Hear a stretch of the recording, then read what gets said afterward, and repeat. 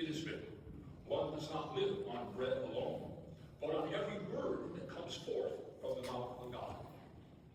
Then the devil took him to the holy city and made him stand on the parapet of the temple and said to him, if you are the Son of God, throw yourself down, for it is written, he will command his angels concerning you, and with their hands they will support you, lest you dash your foot against a stone. Jesus answered him, again it is written, you shall not put the Lord your God to the test. Then the devil took him up to a very high mountain and showed him all the kingdoms of the world in their magnificence.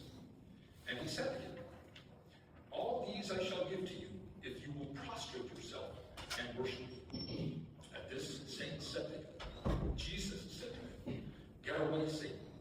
It is written, the Lord your God shall you worship, and him alone shall you serve. Then the devil left him,